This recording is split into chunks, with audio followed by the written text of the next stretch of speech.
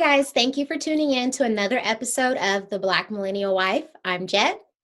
And I am Avis. So our Black business highlight, mine this week will be for BR Design Co. So I purchased some jewelry from them. They have beautiful pieces of jewelry, earrings, necklaces, all that good stuff. For the Christmas season, my goal was to purchase all of my gifts from Black-owned businesses. That didn't work out how I thought it was going to work out, but I did get a few good things from some Black-owned businesses. So her website is shopbrdesign, no S, co.com. But we'll have the link at the bottom like we always do. But I got my cousin, and I don't have them because I gave them to her for Christmas, but I got her some brass honeybee studs. I'll put a picture so y'all can see them. But they're absolutely adorable. They're just little like bumblebee earrings. They're so cute. And it's a little sentimental to me and my cousin. We got a little thing. So they have beautiful pieces, not super crazy expensive, but definitely high quality. So go to her website, check her out online, and buy something cute, statement piece for yourself or for a friend. Awesome. Okay, so my Black business is The Nice Plant. If you have any plant lovers in your life, this would be a great gift. We're laughing because Avis, my lovely sister, is a plant lover. So I know the next thing I need to get her is a plant from, yes, there you go. There's beautiful scenery in her guest room. So if you do have any plant lovers in your life, this is definitely something that you should consider. So you can basically have a beautiful box plant sent to somebody directly. They have absolutely beautiful things. They have energy boxes. They have all different types of awesome plants. They have room spray. They have aromatherapy boxes. They also have like personal care stuff. So they have like lip balms and things like that. But it's all stuff to create a beautiful environment in your home, office space, wherever you like to put your plants. And it's Black owned. So why buy plants from the white man when you can get them from a Black owned business? TheNicePlant.com. Okie dokie. That should be a commercial for them. Okay. So this week last week, we got something from a line sisters of ours, and she was like, hey, this is interesting. What are your thoughts? So it is a list of tweets that a guy had tweeted. You might have seen it on social media already, but I'm going to read them, let you know what was going on, and then we will give our thoughts on that topic. Okay. So it starts off by saying, my homeboy called me. He never calls me. He asked me if he was wrong. Here's what happened. My homeboy said his wife's family came over to his house yesterday for Christmas. His wife cooked. He said when the food was done, his wife made her father a plate first, and he had a problem with that. He voiced it to me that it's his house, he pays all the bills, and he should get the first plate. And not only that, he had to eat with a spoon because she gave all the forks to all the guests. He told me he talked to his wife. She said, that's my father. I can't promise you'll always get the first plate, and it's not that big a deal. He told me he left the house because of the blatant disrespect. I told him he isn't wrong and to stand his ground. Do y'all disagree or agree? So what do you think? First of all, when you have a friend that feeds into the foolishness, let that friend go. You're not wrong, stand your ground. What, sir? First of all, it is a plate, number one. And it was her daddy, number two. It wasn't some random friend, some distant cousin, some Negro off the street. It was her dad. She wouldn't be there to make the meal and make you a plate if it wasn't for her daddy. Okay, so calm down. First of all, it's not that serious. And who cares if you had to eat with a spoon? First world problems. There are people who don't even have fingers to eat or food to eat with those fingers. Okay, so this was totally extra of this guy to be so angry and upset that his wife made her father a plate before he got his plate.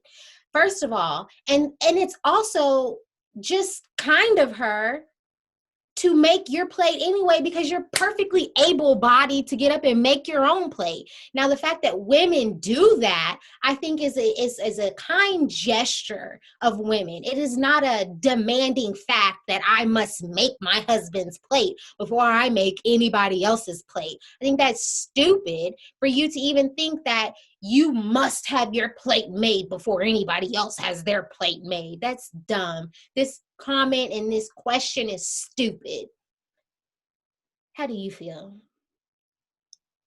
Are you just doing this to be argumentative, or you really feel like that? No, I really feel like it. I really feel like it. I am not obligated by scripture to make my husband's plate. It is a pure kind gesture for me to do it. Nowhere can nobody give me factual proof that this demonstrates or displays respect because I fix your plate. It is a kind gesture for me to fix your plate. And if I don't, get up and make your own plate. Why are you so angry? And it's not even that, and it's not even that she didn't make his plate. She made it after she made her father's, because I think this is stupid. I think it, and Avis is so shocked because she didn't know she had mentioned this to me and I didn't say nothing about it. But it really does make me upset for him to think that she is just a terrible wife and so disrespectful because she didn't make his plate before she made her dad's plate. Again, like I said, it's not some random man, it's her father. So let her make her father's plate, and then she gets to you and makes your plate, and you're pissed off because you had to eat with a spoon? Get out of here. Oh, okay. Well, I don't agree with you. That's not new. I think that is it biblically like spelled out that you got to make your husband? Of course not. But I do think it is like you said, a kind gesture. I do think it is a form of respect too, though, especially when there are guests in your home. Like I can see why he's upset. I can see why he took that as a disrespectful gesture. I can see that. Just this Christmas, right? I cooked and my brother came into town and he stayed with us. And I offered to make Philip's plate. Like, I'm not about to make my brother's plate. I'm not about to make my brother a plate. But if I was, I would have offered to make Philip's plate before I did. And I would have offered to make Philip's plate before I made a plate for my father too. That's fine, but I don't think it's comparable to a brother because okay, whatever. You make your brother's plate, you don't make your brother's plate. But I'm saying that the fact is, the principle is that it was still her dad. It wasn't just some random person or a brother or a cousin. I think especially to men, right? Like, especially if you're a Southern man, like, I don't think that it is like crazy to want and have the expectation that your wife makes you your plate. I don't think that that's crazy. I would have, if I was in that situation, I would have made Philip's plate before I made my dad's plate.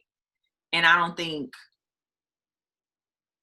my father would have taken that as disrespect towards him. Like, you know, if my husband and I are working and we're providing the food, we're providing the ambiance, we're providing, like, you don't have to do nothing. All you got to do is come to our house, kick it and eat good. Like, yeah, I'm going to make sure the person that is providing this gets what he needs first. Like, I can kind of see why he would be upset, especially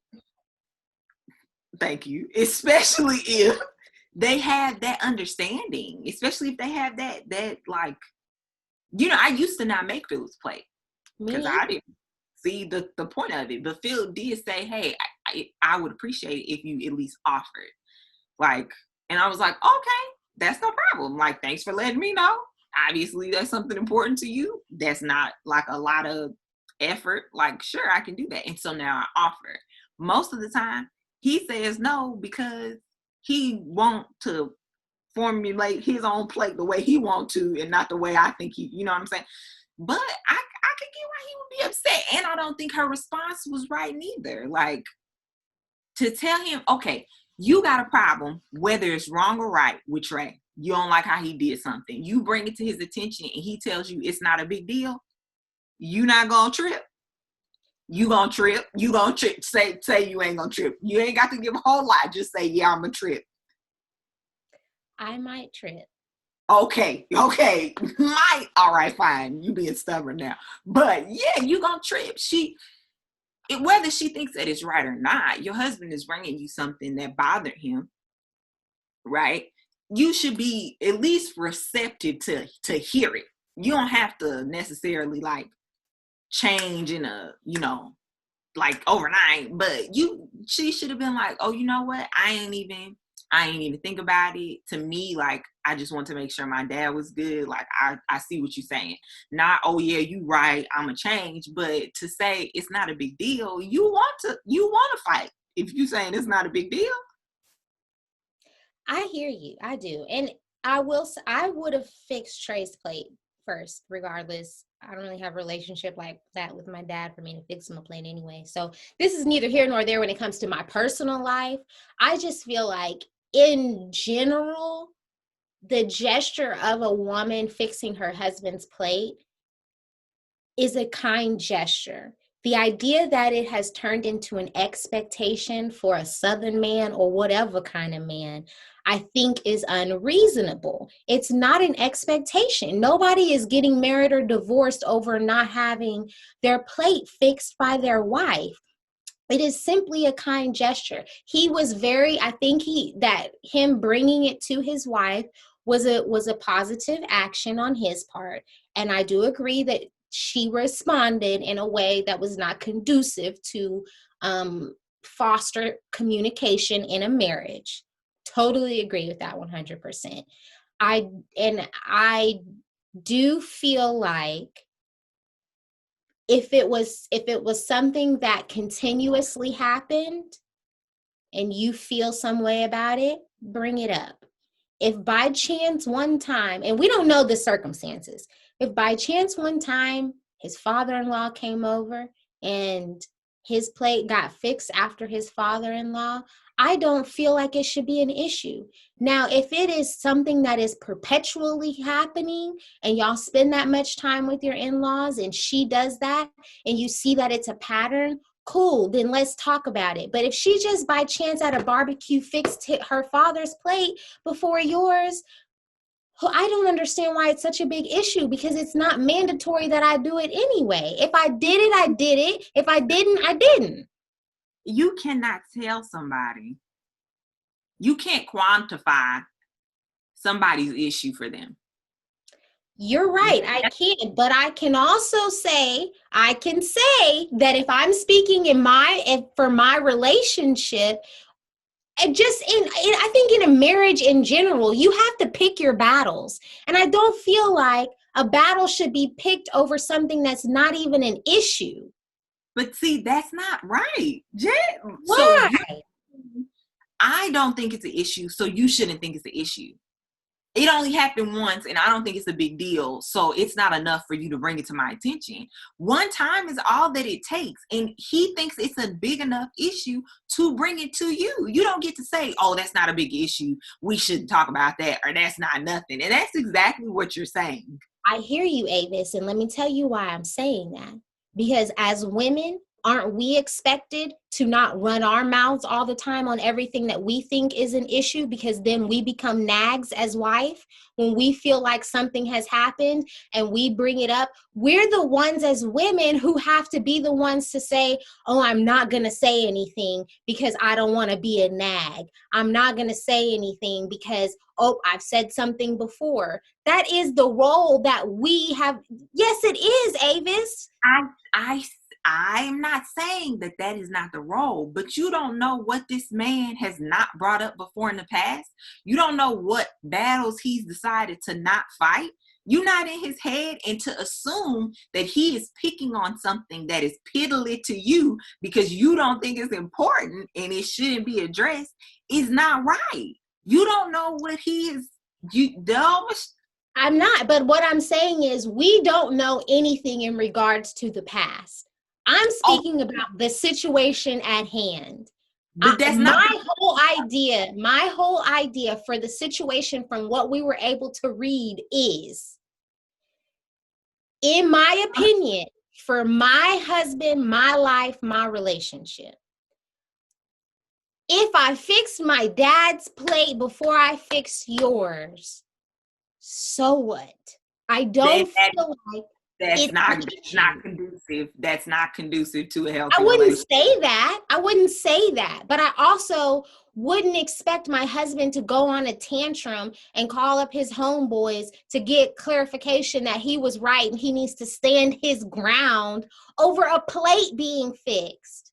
There are far greater things in the world than worrying about who fixes your plate. Of course there is, Jed, but you cannot minimize somebody's gripe. He has a problem with it. You cannot say what?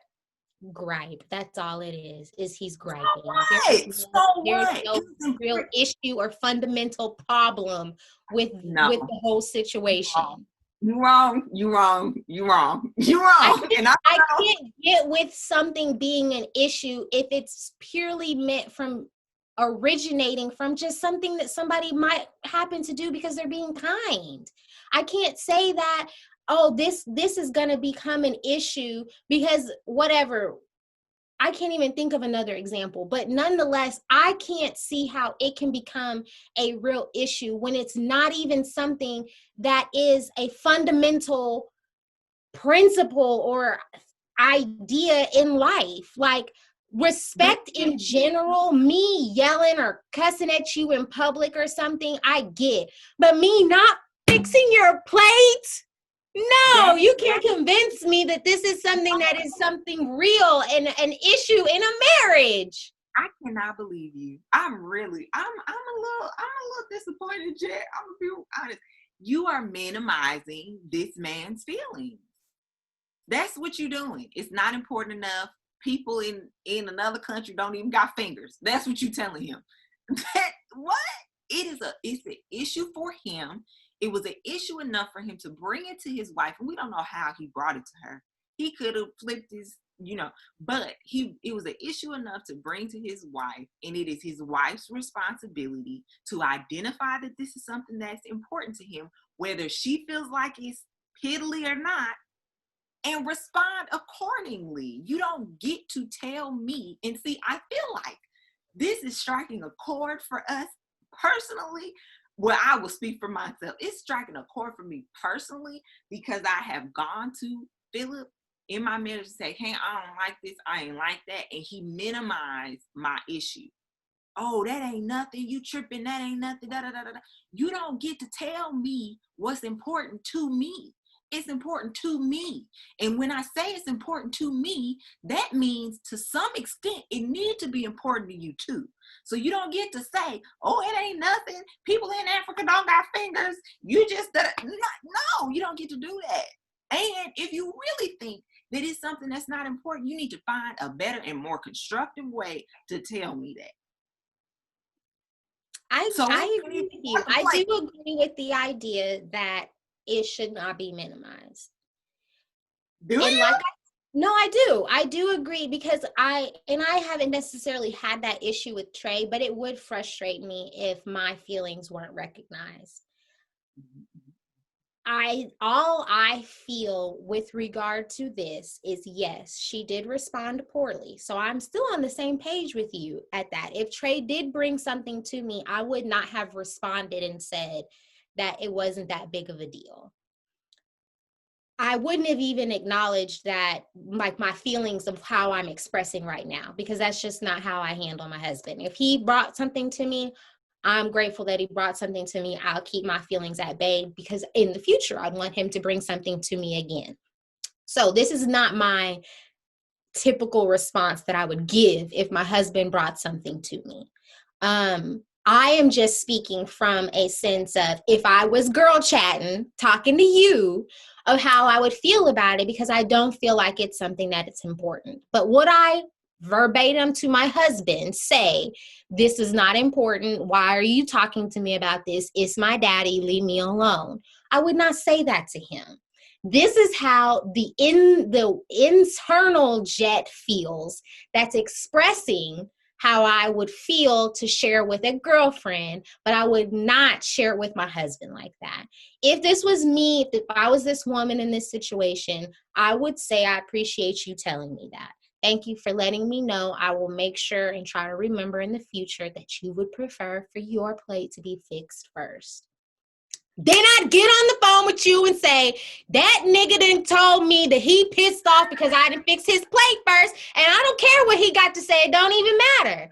And then we'd move on with our conversation. There we go. And that's perfectly fine. And I would let you say whatever you had to say, and then I tell you it's wrong for tripping. You would. That is the real way that the conversation would go. Okay. And then I would be like, fine, Avis, whatever, bye. I'm glad that you clarified that, because you was talking real crazy in the beginning of this. So I'm about to say we got to have an offline conversation. But anyway. Listen, guys, my takeaway from this is, Trey, don't you ever come to me complaining about me not fixing your plate first, because it's not that big of a deal. No, I'm just kidding. I'm serious, but I'm kidding. That's not gonna be my takeaway.